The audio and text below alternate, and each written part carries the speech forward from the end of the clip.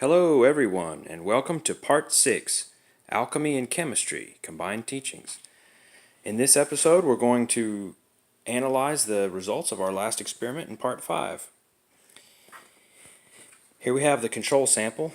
I didn't get very much of it, but you can see the crystal size, comparable to a match head. It looks about like pretty big, almost the size of a match head.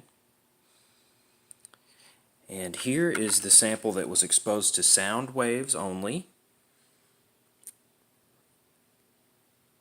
You can see it's got a good crystalline structure.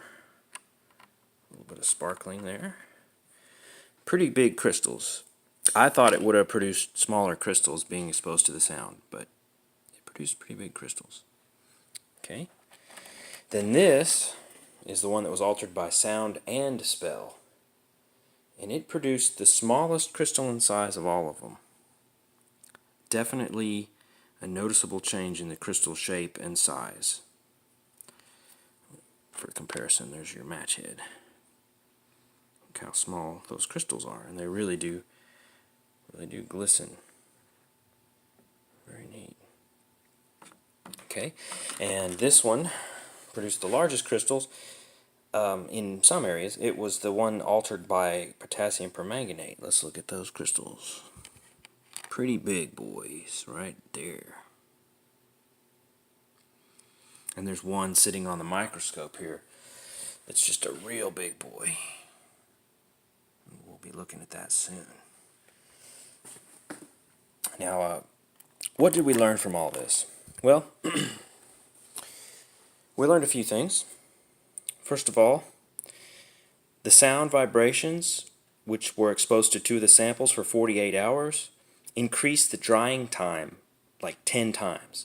It literally dried 10 times faster with sound than it did sitting undisturbed. But the crystal size wasn't changed that much by sound alone. The crystal size did show signs of being affected by the spell, but there's a lot of things we would have to rule out scientifically, such as dust particles from my breath, the volume of the container, the sample volume, and among other things. The crystal size definitely depends on the amount of fluid you have. As you notice in this sample here, there's no way you're going to get a 2-inch crystal out of a 1/2-inch drop. Notice these are much bigger than the ones in the small drop. That's just common sense, but had you not done the experiment, you might not have thought of that. So, to grow big crystals, you need a big container with lots of fluid in it. And I learned one other thing. Disturbing the mix physically to remove this big crystal that I showed you on the microscope, it produced a whole bunch of small crystals right where the big crystal was removed from. So any kind of disturbing of the fluid with a physical object will produce smaller crystals.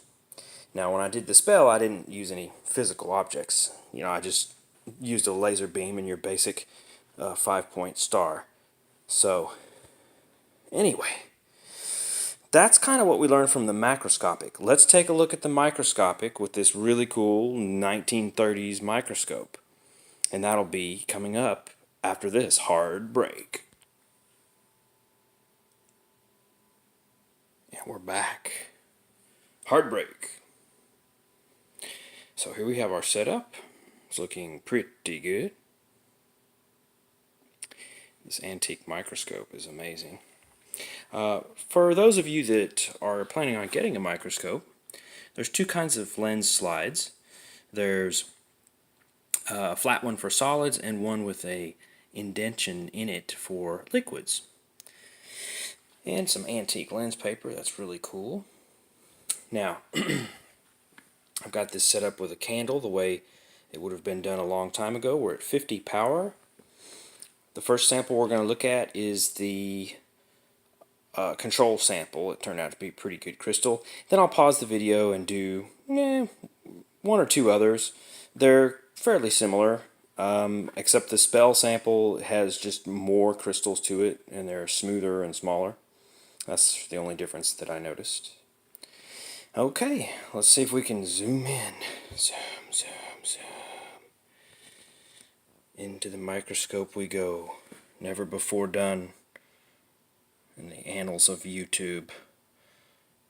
Bear with me. Stay on target. Don't panic, YouTube. Here we are. There it is. Wait for it. Wait for it. Stay on target. It's very difficult. Stay on target. That's the crystal. Do you see it? Very difficult procedure, YouTube. I challenge anyone to do this with an old microscope and a cell phone. But that's the main crystal. Okay? Beautiful. Ready for a hard break? Hard break to the next scene.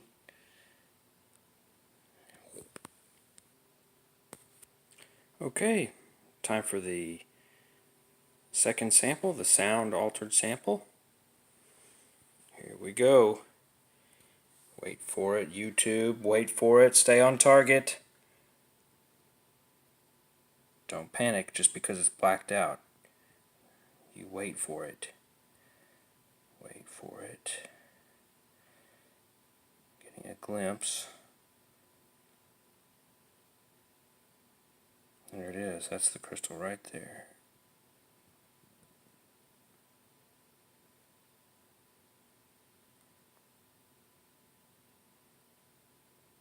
Pretty good shot. Pretty good shot right there. Yep, there it is. Brilliant. You get some lighting changes with the angle of the camera. It's kind of cool. Okay. Time for the next one. Okay, here we are. The moment you've all been waiting for. The reveal of the Oogity Boogity sample. Spell and sound. Here we go. See if we can get it. Look at there. Almost. Stay on target. There it is.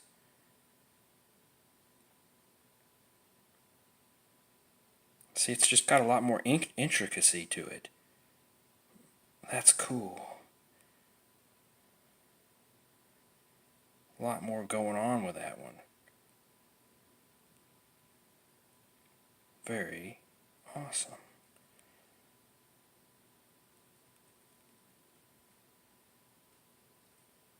Okay.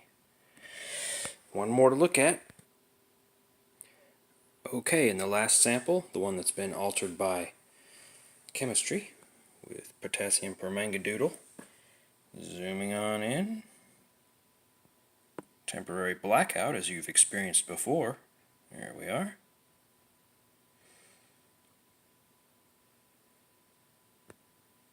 As you can see, this one, it's more blunt at the end. I mean, it's got some striations. It's got plenty of striations in it, but the pattern is kind of more rectangular.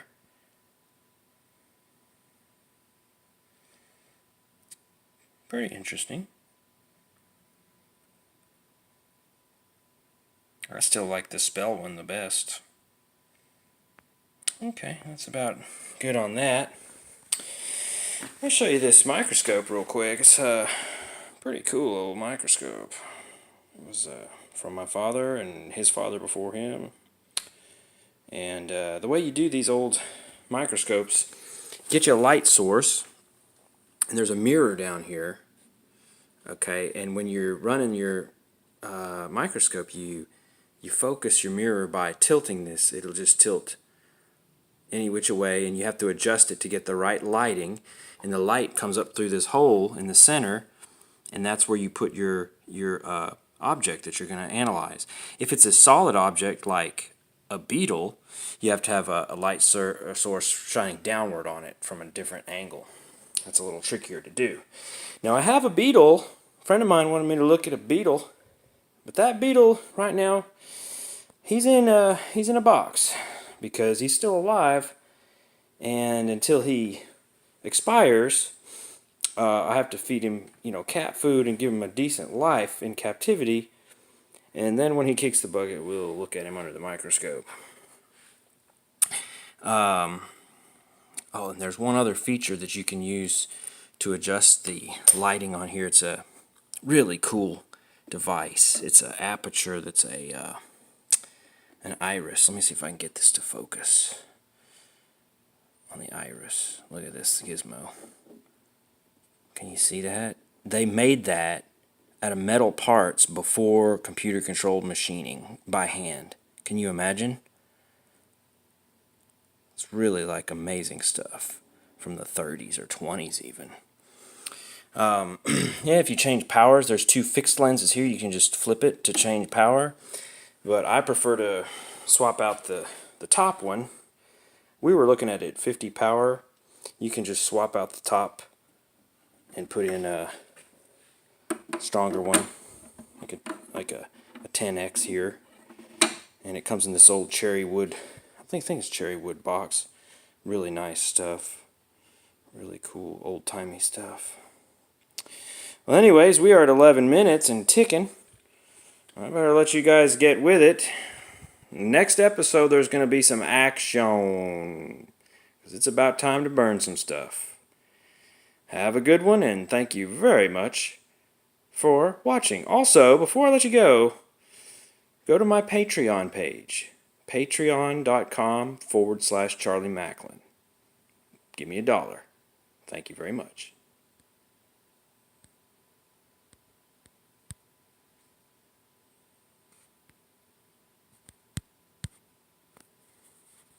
Why won't the camera stop?